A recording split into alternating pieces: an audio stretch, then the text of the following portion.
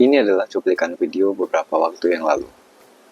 Ketika memang aroma kandang itu sudah mulai terasa berbau menyengat, yaitu dengan penyemprotan kandang. Itu kami melakukan penyemprotan dengan cairan probiotik. Untuk larutan probiotik yang biasa kami gunakan di sini, yaitu larutan probiotik yang sudah dikembangkan atau diproses ulang hanya khusus untuk pemakaian mandiri. Tapi mungkin nanti di video selanjutnya kita dapat bahas untuk cara pembuatannya supaya rekan-rekan juga bisa mengaplikasikan di kandang ayam milik rekan-rekan semua.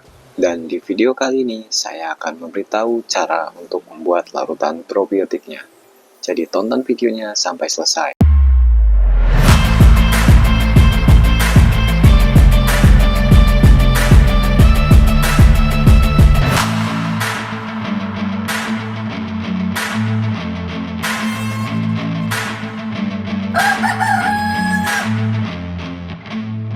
Jadi sebagai contoh saya akan membuat larutan probiotik sebanyak 10 liter.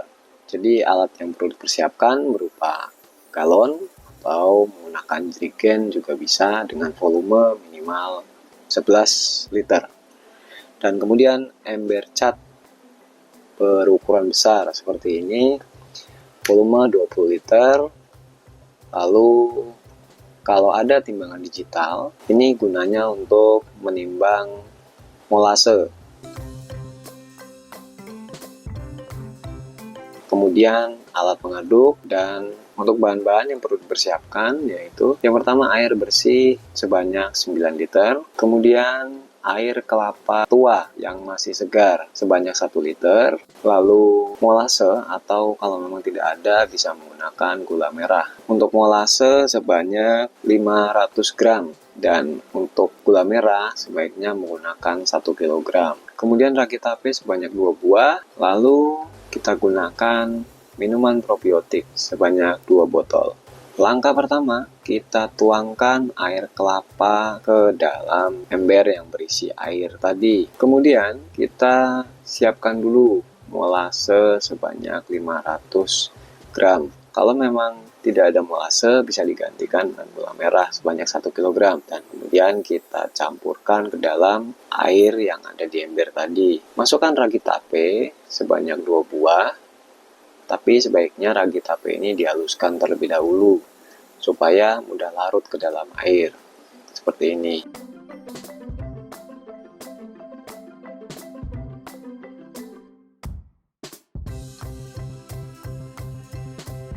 Setelah itu kita masukkan minuman probiotik sebanyak 2 botol.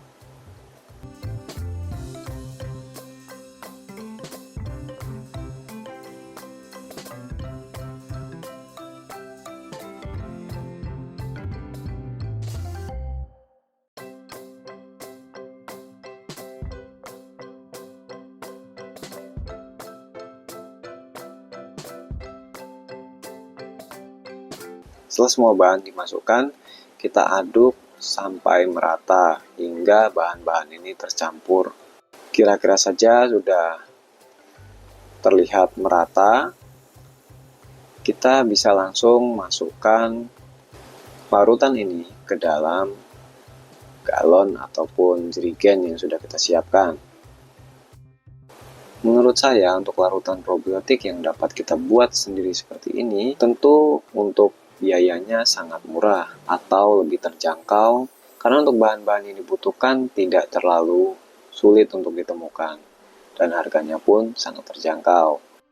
Dan berikut rinciannya, air kelapa itu kita bisa dapatkan secara gratis di tempat tukang parut kelapa. Kemudian air bersih 9 liter, itu kalau kita memang rupiahkan senilai Rp1.000. Kalau untuk molase 500 gram, itu kalau di sini harganya Rp6.000. Kemudian ragi tape 2 buah, itu harganya Rp2.000. Dan minuman probiotik sebanyak 2 botol, itu harganya Rp6.000. Tapi kalau seandainya molasenya tidak ada dan rekan-rekan mengganti dengan gula merah sebanyak 1 kg, itu tentunya harganya akan lebih mahal. Karena gula merah kalau di sini itu 1 kilogramnya harganya Rp30.000. Sehingga kalau memang kita bagi rata dengan bahan-bahan seperti yang saya gunakan saat ini, untuk membuat 10 liter larutan probiotik ini menghabiskan biaya Rp15.000 Rp5.000 dan untuk 1 liternya hanya Rp1.500. Tapi kalau menggunakan gula merah itu jadinya lebih mahal dan harga perolehannya menjadi Rp39.000 atau Rp3.900 per liternya. Setelah semua larutan selesai dimasukkan ke dalam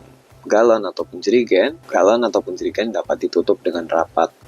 Kemudian larutan probiotik ini bisa disimpan selama 10 hari di dalam ruangan yang teduh ataupun gelap. Setiap hari, jangan lupa untuk selalu membuka tutup galon ataupun jerigen tempat penyimpanan larutan probiotik tersebut. Tujuannya adalah untuk membuang gas fermentasi di dalam galon ataupun jerigen.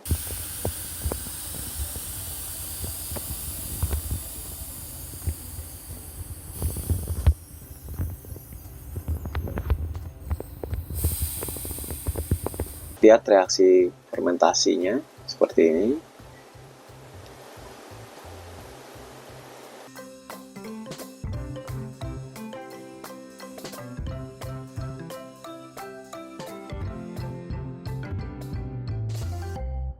Kemudian setelah 10 hari, larutan probiotik yang jadi itu bentuknya seperti ini. Larutan ini dapat rekan-rekan gunakan sebagai campuran minum bagi ayam yang fungsinya untuk menjaga kesehatan pencernaan ayam. Serta dapat diaplikasikan juga untuk melakukan penyemprotan di kandang ayam, terutama untuk melakukan penyemprotan di bagian alas kandang supaya tidak menimbulkan aroma yang tidak sedap, sehingga ayam akan tetap sehat.